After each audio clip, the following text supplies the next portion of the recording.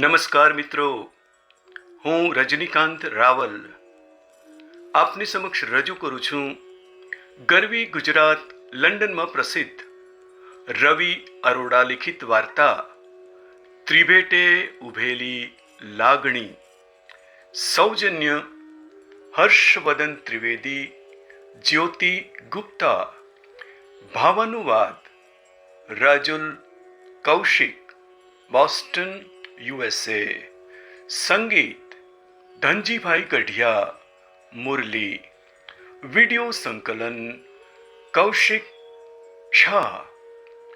પ્રસ્તુત છે વાર્તા ત્રિભેટે ઉભેલી લાગણી. છઠ, મારે આવું ના વિચારવું જોઈએ. નરેશને પોતાના વિચાર પર શરમ આવી. આમ તો આ પહેલી વાર નહોતું બન્યું. નરેશ દિવસ રાત એ જ વિચાર કરતો અને પછી પોતાની જાત માટે શરમ અનુભવતો. પોતાનો વિચાર કેટલો બેહુદો છે એ જાણવા છતાં અનાયાસે નરેશથી એકની એક વાત વિચારાઈ જતી ને પછી સતત અપરાધ ભાવ અનુભવતો. પપ્પાને 90 વર્ષ તો થયા. હવે કેટલું જીવશે? તબિયત સારી રહેતી હોય તો અલગ વાત, પણ હવે ખોખલા શરીર સાથે કેટલું ખેંચવાનું? લીલીવાડી જોઈ, પૌત્ર પૌત્રીઓના લગ્ન અને એમના સંતાનો પણ જોઈ લીધા. હવે શું બાકી રહ્યું હશે? શેમાં જીવ અટક્યો હશે? ના, આ ઠીક ન કહેવાય. હું એમનું પોતાનું સંતાન છું. મંદિરના પગથિયા પરથી નથી લઈ આવ્યા. વળી મારે એમનું ક્યાંક કશું કરવું પડે છે. દવાની દુકાનેથી ઘેર બેઠા દવાઓ આવે છે. એમનું ધ્યાન રાખવા નર્સ છે.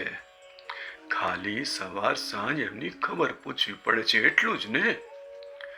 એમાં કયો મોટો ભાર પડે છે કે કઈ મોટી તોપ ફોડવાની છે કે આમ હું એમના મરવાની રાહ જોઉં છું. ભગવાન એમને લાંબુ જીવન આપે કહીને દર વખતની જેમ નરેશે બે હાથ જોડ્યા. નરેશ એના પપ્પાને પ્રેમ કરતો હતો. એના ઉછેર માટે પપ્પા સામે કોઈ ફરિયાદ પણ નહોતી. એ જાણતો હતો કે આજે આ દુકાન એની હેસિયત પપ્પાને આભારી છે, જેથી આ 8મી ફેલ નરેશને મોટા ભાઈઓની કદમ બૂસી ન કરવી પડે. બંને મોટા ભાઈઓ હોનહાર હતા. બજારમાં દલાલીને લઈને એમની જે શાખ હતી એવું કશું કરી શકવા માટે નરેશ સમર્થ નથી. એ જાણતા પપ્પાએ નરેશને કોઈ અભાવ ન નડે, ઓછપ ન અનુભવવી પડે એ માટે કામે લગાડવા એક દુકાન એના નામે કરી. હા, પપ્પાએ એક દુકાન પોતાના નામે રહેવા દીધી હતી, જેથી એમને કોઈના આધારે જીવવાનો વારો ન આવે. આ બધું જાણવા છતાં રેકોર્ડ પર અટકી ગયેલી પિનની જેમ પપ્પા હજુ કેટલું જીવશે એવા એકના એક જ વિચારથી ત્રાસી ગયા હતા. કંટાળેલો નરેશ પ્રતિભાની રાહ જોતો બેઠો હતો. આજે પ્રતિભા રોજ કરતા મોડી હતી. આજે કેમ મોડું થયું? નરેશથી પૂછાઈ ગયું. શું કરું? દર 2 મિનિટે પપ્પા બોલાવ્યા કરે છે. ઘડીકમાં આ બનાવ, ઘડીકમાં તે બનાવ. પછી પેટ જામ થઈ જાય એટલે ત્રિફળા આપવા માટે બૂમો મારે. મારે ક્યાં ને કેટલે પહોંચું? ત્રિફળા ખાઈને નવી ઉપાધિ થાય એનું શું? હું કોઈ વસ્તુની ના પાડું તો નર્સ પાસે ભાભીને ફોન કરાવે, અને ભાભીને આવી પંચાયતમાં કેટલો રસ છે એની ખબર છે ને. દૂર બેસીને ડાપણ ડોળવા કરતા પપ્પાને લઈ કેમ નથી જતા? નરેશને થયું એણે પ્રતિભાને સવાલ કરવો જ નહોતો જોઈતો, કારણ કે સવાલના જવાબમાં જે અપેક્ષિત હતું એ સાંભળીને એને ત્રાસ થતો. નરેશ સમજતો હતો કે પ્રતિભાની ફરિયાદો સાચી છે, પણ એમાં એ શું કરી શકવાનો હતો? બાળપણ અને ઘડપણ એક સમાન. નરેશના પપ્પા શ્યામલાલ ભાટિયા દોરીને લોટો લઈને આવ્યા હતા. શૂન્યમાંથી સર્જન કર્યું હતું. આખા બજાર પર એમનો પ્રભાવ છવાઈ ગયો હતો. કેટલાય લોકો નાના મોટા કામ માટે એમની સલાહ લેવા આવતા. નામ, દામ અને સુખી સંસાર હતો.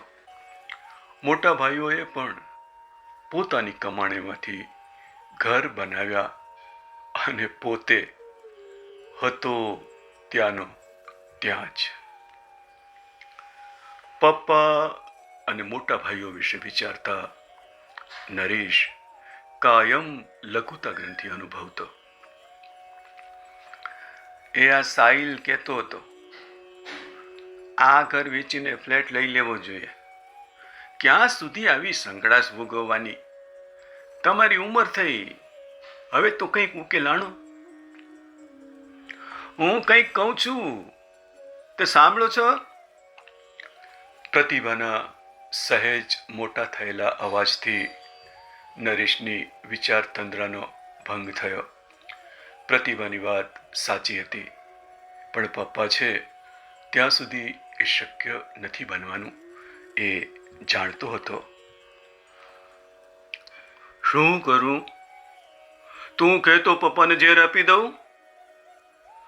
નરેશની અકળામણ જોઈને પ્રતિભા ડઘાઈ ગઈ. એવું ક્યાં કહું છું? આ તો ઘરમાં શું ચાલી રહ્યું છે એ તમને નહીં કહું તો બીજા કોને કહું? મારે શું? તમે જાણો અને તમારા છોકરાઓ જાણે. મારી અડધી જિંદગી તો આમ ગઈ ને બાકીની એવી જ રીતે જશે. પ્રતિભાને માઠું લાગ્યું હોય એમ બોલીને ઊભી થઈ ગઈ. પ્રતિભાના ગયા પછી નરેશને ખ્યાલ આવ્યો કે એણે પ્રતિભા સાથે આવી રીતે વાત નહોતી કરવા જેવી. ઘડિયાળ સામે નજર ગઈ. 7 વાગવા આવ્યા હતા. ડોક્ટર પાસે જઈને પપ્પા સાથે વાત કરાવવી જરૂરી હતી. જાણતો હતો કે વાત નહીં કરાવે તો પપ્પા આખું ઘર માથે લેશે. ઘરમાં છોકરાઓની હાજરીમાં પપ્પા એને ઠપકો આપે એ સહન કરવાની એની તાકાત નહોતી. દુકાનની વસ્તી કરીને દવાખાને જવા નીકળ્યો. ત્યારે ડોક્ટરે કહ્યું હતું એ યાદ આવ્યું. આ વર્ષનો શિયાળો એમના માટે ભારે છે. કેટલો ભારે છે એ આજે પૂછી જ લેવું છે. નરેશને આવું વિચારતા શરમ તો આવી. પછી પોતાની જાતને સમજાવ્યું, અરે ભાઈ, પૂછી જોવામાં વાંધો શું? કશો વાંધો નહીં, જવાબ મળ્યો. આજે એ પૂછી જ લેશે. પિતા, પત્ની અને પુત્રો પ્રત્યે લાગણીના ત્રિભેટે ઉભેલા નરેશે ભૂતકાળ, વર્તમાન અને ભવિષ્યમાંથી કોની તરફદારી કરવી એ દ્વિધાને કોરાણે મૂકી. માત્ર પૂછવું જ છે ને, એવા ભાવ સાથે દવાખાના તરફ ડગ ઉપાડ્યો. અસ્તુ. ભાવાનુવાદ રાજુલ કૌશિક.